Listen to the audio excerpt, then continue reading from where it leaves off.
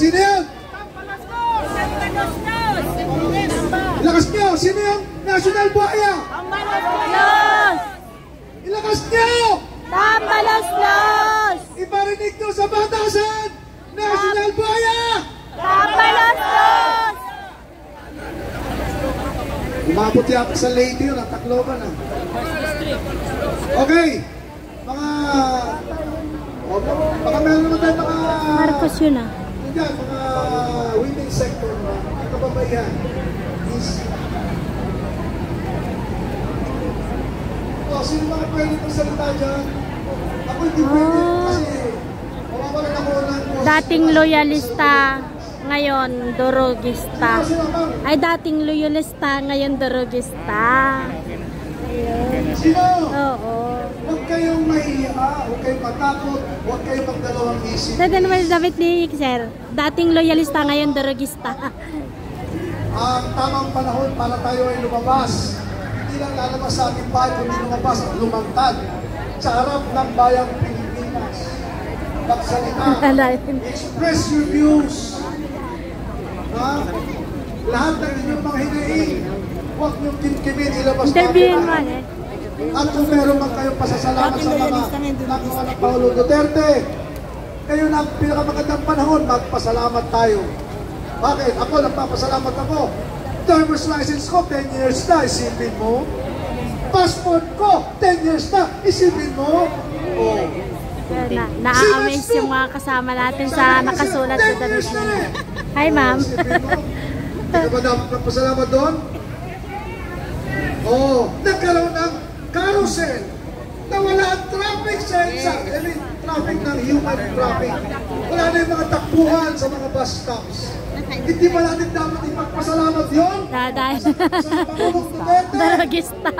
Sa dami ng Pangulong Dumaan? Darugista. Si Duterte Sorry po. nakaisip na gawin 10 taon lang. Sir, pwede mabasa yung harap? Passport, 10 taon lang sinus mo. Adik. May Satanas Tamba. Nawala ang talimbala sa airport. Adik Bongbong Marcos. Ang malinis. Nakapakyo na ganito yung taas. Dito guys, nakapakyo dito niya. Nakapakyo. So I challenge you. Kapag loyalista kayo, wala na. Salita naman kayo. Wala na. Kaya parang lagyan ko ng boses ko. Wala na ako kakain sa wala na. Sir, pwedeng magbigay ng konting comment bakit nawala na yung pagiging loyalista nyo po? Next, tara na. Nagsimula yun yung ano. Nagsimula kasi kaya yung kay inipit nila si Sarah. Tapos, nanay ko ako taga Leyte, tapos tatay ko Batangas. Talagang loyalista kami. Wow, papa. Masama yung naiyak ako. Wala. Masama loob ko kasi sa ginagawa nila, itubos ni pera ng bayan. Paiyak na tuloy sa sir. Sir, pwedeng mag-speech ka dyan? Kung kahit ko maiyak Oo. na iyak. Hindi, okay lang. Sabihin ko kay sir. Sige pa. Pero sobrang dami. Napamudmod ka ng ayuda sa Davao, pero yung lugar natin, yung palengke, ang baho, at saka yung daan ng Samar, lubak-lubak, hinayupa ka. Dapat kung unahin mo yung lugar natin bago ka magpamudmod ng ayuda doon sa ibang lugar. Ha? Tagalite, Awaraya, ikaw Romaldes, tirahin kita ngayon kasi chance ko na to eh.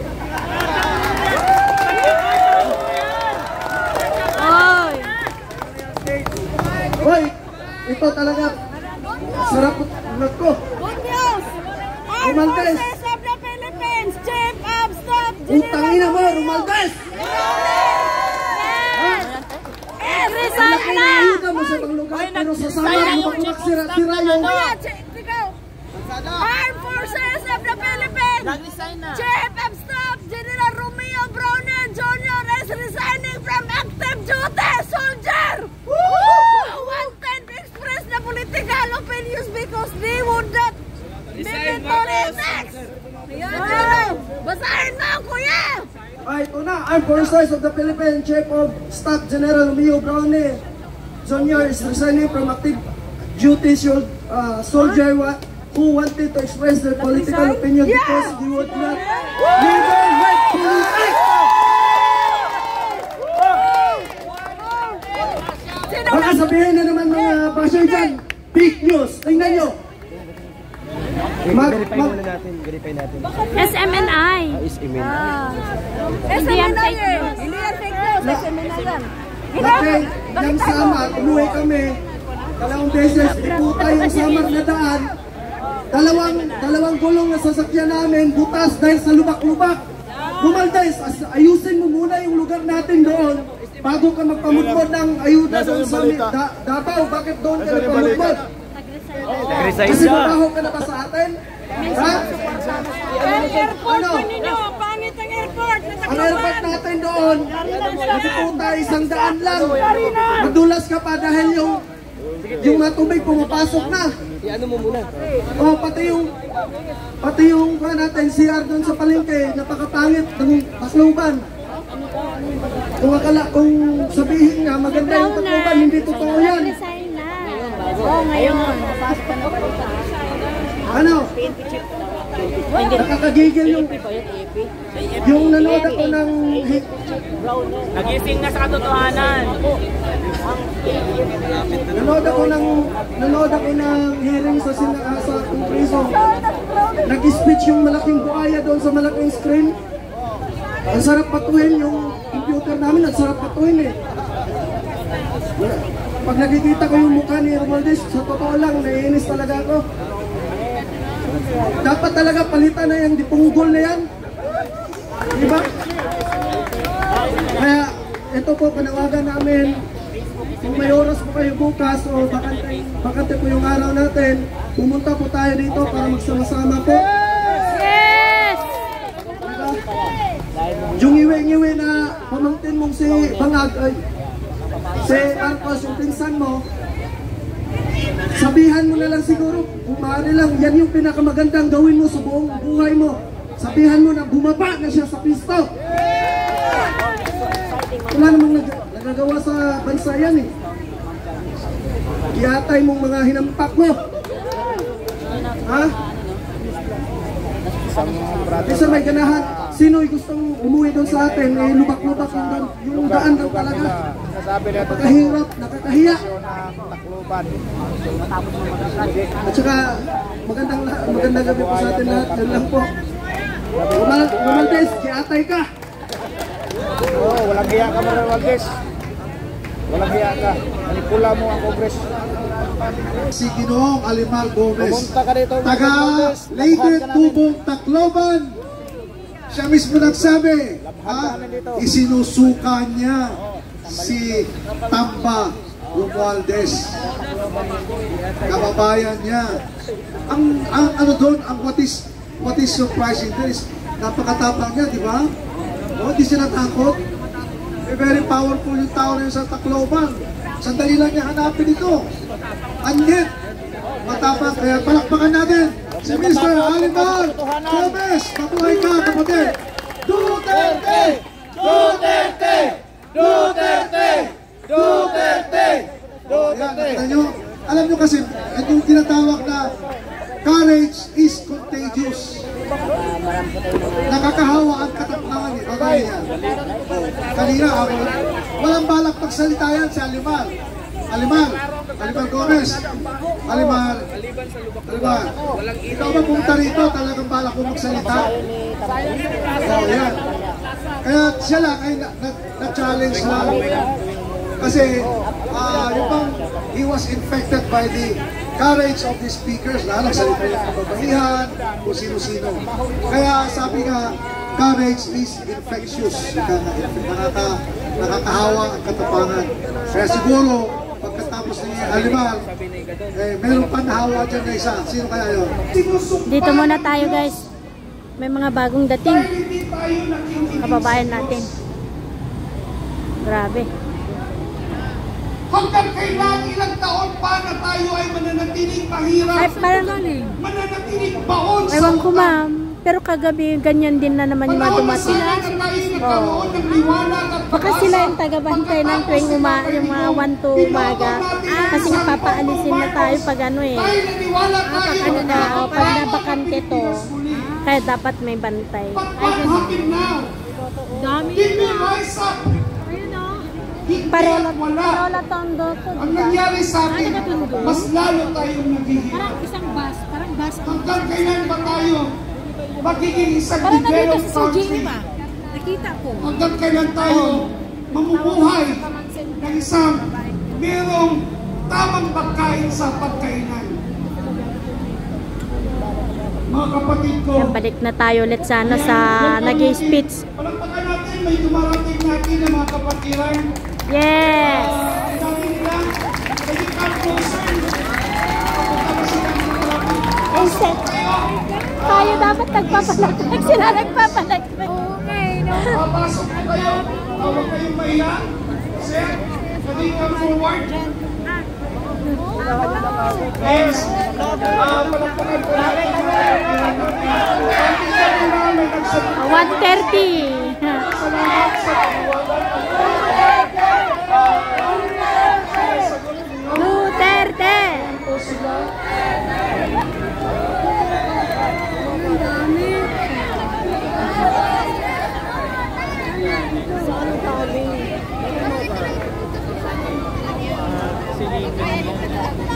Ayan. Welcome po kayo. Baka katulad kagabi na may...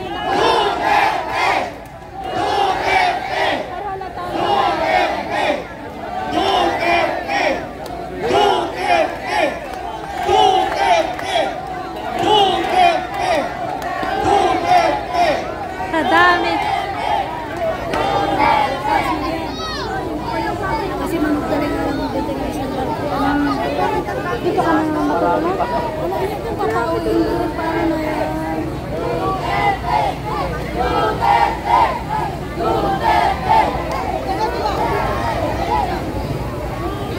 Nakapagtaka ngayon guys ha, hindi na yata ito pumapasok ha. Ito kanino kaya to? Naiwan na mag isa. Wala kaya talampakan lang.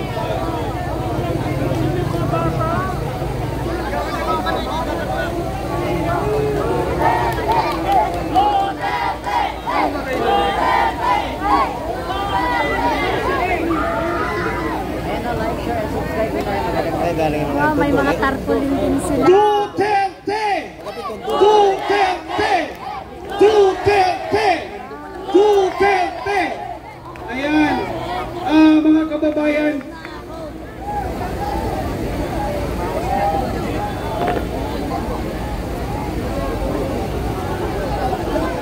sino pong leader ng dumating? Sana po, can you present yourself or yourselves? Punta po tayo dito malapit. Yung leader po natin, sino po? Pwede natin ma-acknowledge, makausap. Ne, anak, nakuhulog. Ano sa... Anong barangay nyo, Be?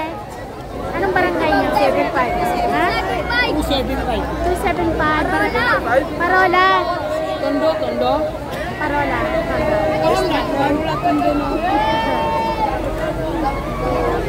Sila na naman yung dumating kagabi.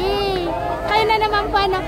So, sila yung tagabantay ng 1 to, 8 o'clock, mga gano'n. Para okupahin to eh. Okay, mga sakop ito ni Sir Michael Cadasio from Binondo, Manila. Palakpakan po natin, taga Binondo! Welcome po kayo, ayan.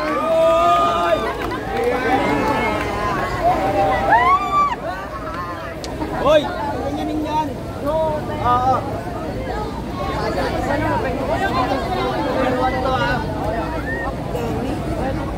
Di ba may mga nag-uwian na? Sila na yung dumating kagabi.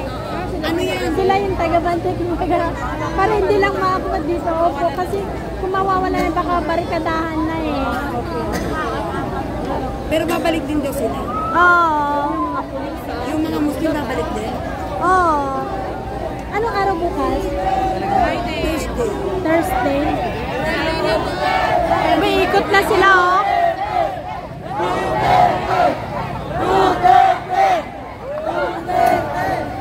Oh. Ang galing ng ano nila, no? Oh, ang galing. Gutom na Pilipino, mahal ang tubig.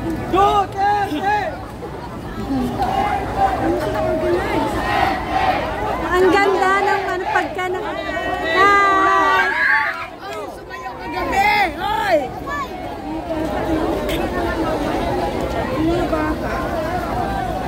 Kasama ng mga magulang.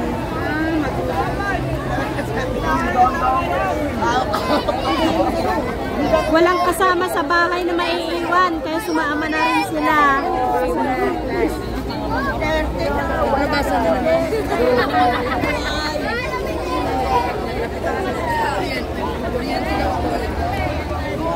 Oh, grabe. Ay, sayaw kayo ha.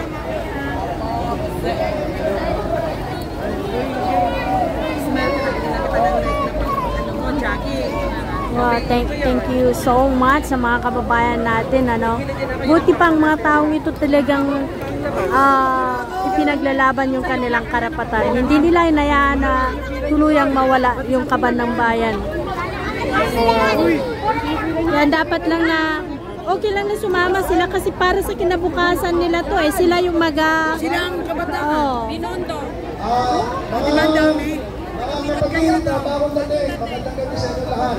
Pwede sandali po, sandali. Mga kapatid na bagong dating sa aming bagong grupo. Maraming salamat sa inyong pagdating.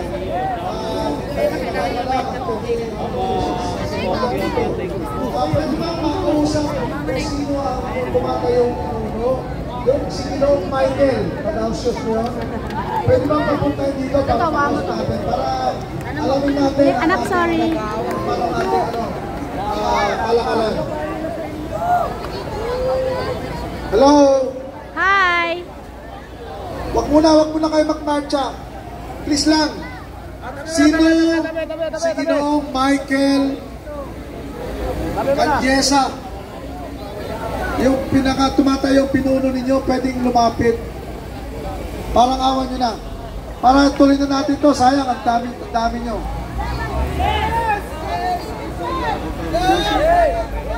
Michael?